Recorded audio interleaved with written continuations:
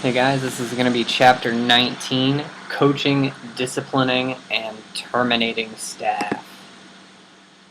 Essentially, this chapter boils down to what to do when employees are not performing up to the standards that were set forth for them.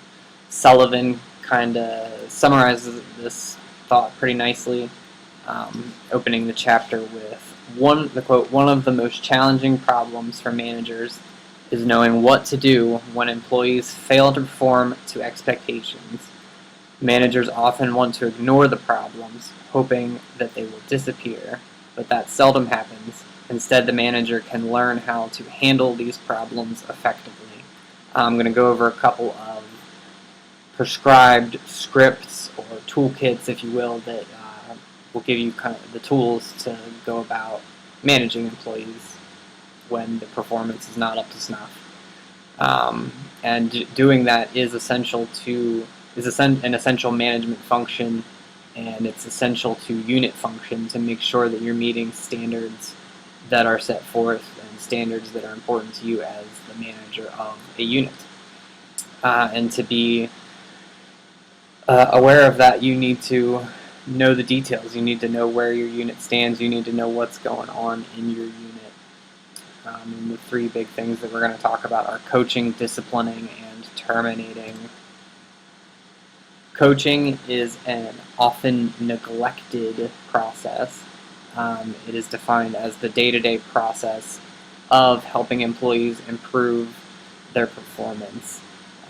Like I said, it's often neglected, and it's neglected because it's difficult. Sullivan nicely summarizes this as encompassing many skills all at once. Coaching in one short interaction encompasses needs analysis, staff development, interviewing, decision-making, problem-solving, analytical thinking, active listening, motivation, mentoring, and communication skills. A lot of high-level tasks all at once. No wonder it's difficult, no wonder it is avoided. Brinkert has a good quote discussing people's comfort with conflict, with addressing issues, with addressing things that occur in the workforce. Brinkert says, "Most nurse managers describe themselves as good to very good at handling conflict issues. They attribute their success to having an effective strategy." They go on to say, "The conflict competencies of frontline nurses and other supervisees were consistently characterized as varied and often described in polarities. In terms of those with deficits, some were described as lashing out inappropriately, while others were described as being unwilling to directly engage others on important issues." So not everybody does well with conflict. So we're going to go over some tools to be effective in coaching and handling this conflict.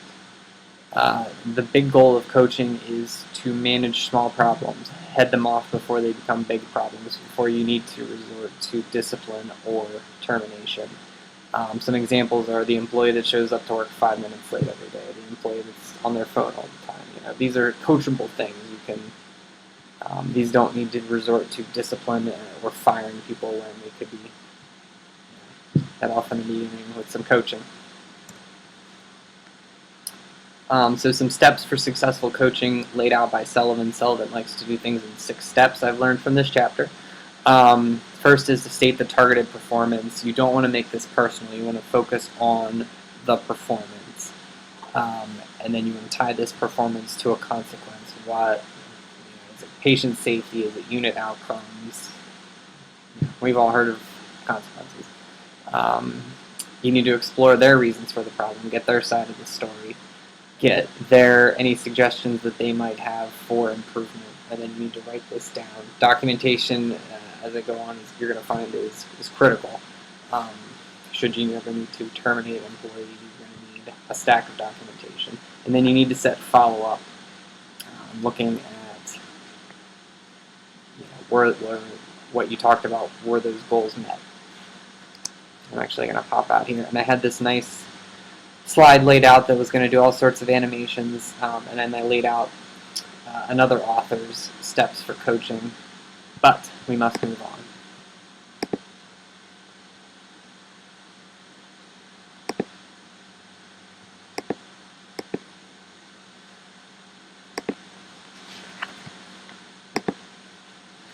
So coaching is not just for negative behaviors, it can provide positive reinforcement for positive behaviors, and that's actually a very effective management tool. It can be used to develop staff proactively. It's been found in business as a very effective tool that I'll go into in a little bit. But a lot of people perceive that if you're receiving coaching from someone, it's that you need the coaching, and that's a negative thing, that you're correcting something, when it can just be you're being the best you that you can be. In the business world, coaching is mutually agreed upon. They've found that increased productivity and elevated profits, and how that translates over into healthcare is they also found increased role clarity, increased satisfaction and motivation with the job, increased commitment to work. Just a lot of good stuff coming from coaching. It doesn't just have to be a negative. Then we kind of get into some more serious stuff with policy violations. There's a lot of rules and regulations that I'm sure you all know, and I'm sure you all know that there are legal implications. There's legalities of why those are there. We work in hospitals. We take care of people. We are accredited by government agencies. If JCO says you cannot run with scissors, your employee cannot run with scissors. Like I said, there's prescribed steps to a lot of these confrontations to avoid making it a personal conflict. And I'll go into those. This is going to be big in playing into your management style. How's the employee going to perceive this confrontation? Are they going to perceive that they're being told what to do, or are they going to perceive that they are a key part of the solution? So like I said, 6 steps for everything Sullivan provides. These are your steps to confronting an employee. First of all, you want to determine, were they aware of the rule? Do they know you're not allowed to run with scissors? Is this rule universally enforced across the unit, or is everybody running with scissors? You need to tie their behavior to an outcome, get their input, explain why they can't run with scissors. Jacob says you can't. Ask for their solutions. Okay, I won't run with scissors, and then you need to follow up. Have they been running with scissors?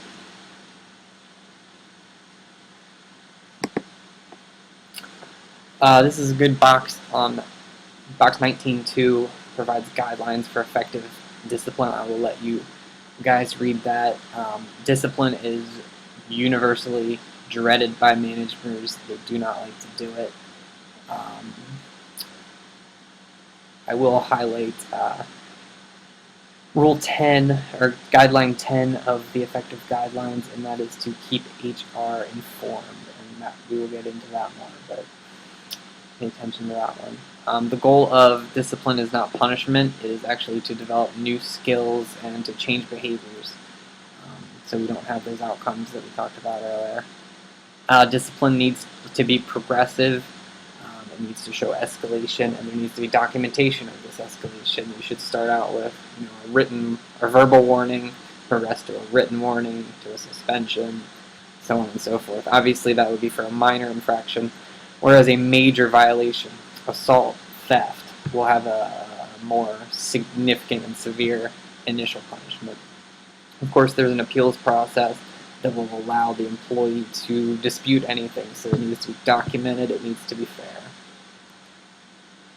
Terminating staff. Dun, dun, dun. A similar process, probably 6 steps, except you're missing the last step, which is, of course, follow-up, because they are no longer an employee there. Lots of questions to ask prior to terminating someone. Were clear expectations made known to this employee? Was there documentation of consistent lack of performance?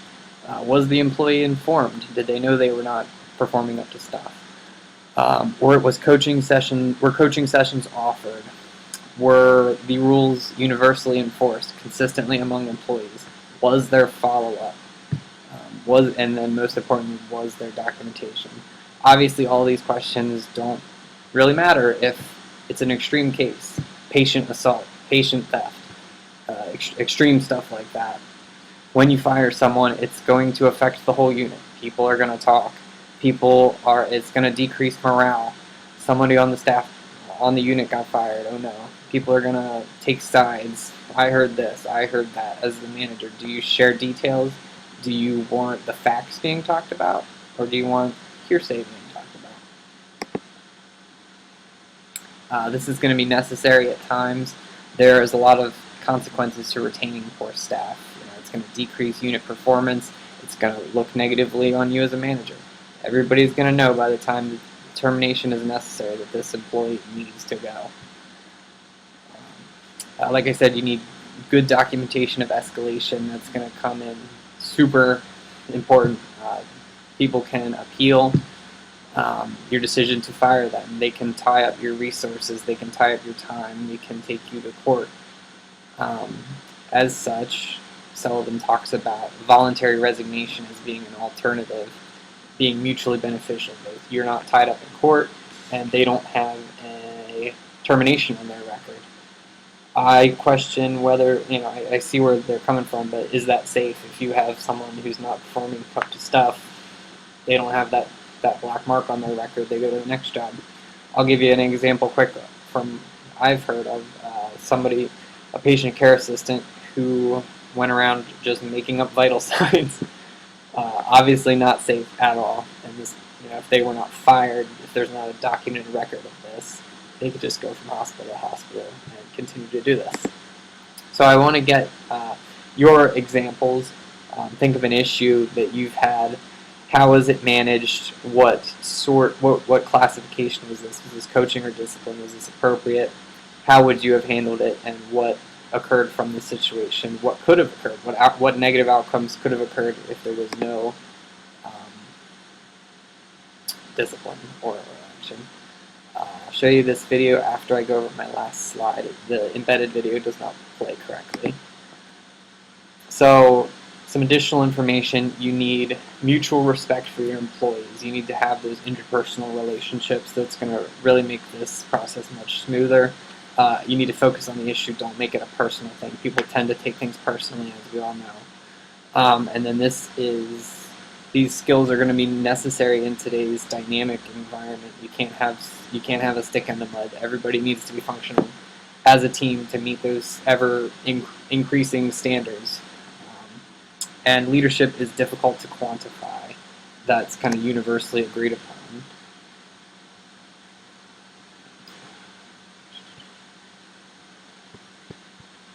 So I'm going to play you guys a video quick. This lady is a motivational speaker, but she has some interesting points here. Good leaders never fire anyone. So, what do you mean by that? I know, when people see this, in fact, there's one on YouTube now that I think Connie says good leaders never fire anyone, and I get emails and they haven't even watched the video. What do you mean, and so I always explain it. Here's what I mean. Most people feel really bad about firing someone, and they avoid it. And I was HR director for years, and it was so frustrating because managers would come to me and say, Connie, Susie needs to be gone, Bob needs to be gone. And as an HR director, I was like, I know, I've been waiting for you to come. I know they need to be gone. And I would say, bring me the documentation, and I was expecting a U-Haul with tons because they've been there 7 and 12 years. Well, no. In comes a little manila folder with 7 meeting standards. And so as an HR person, I can't do anything. We can't, there's no just cause, there's no due process, there's no diligence been done, there's no documentation been done. And so what I always want to help my managers understand is the job of a manager, leader, supervisor is to set the expectations. If I work for you, how should I dress? How should I talk? How should I answer the phone? Should I be proactive? Should I work as a team? When do I get projects in? Should I be timely? What are the non-negotiables of working for this company? What are the expectations that if I want to choose to work here, I need to meet? Otherwise, I shouldn't work here.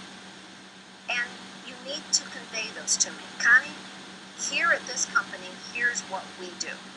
Here's how we dress, here's how we talk, here's how we treat other people, here's how we work together, here's how we cooperate, and then I have a choice.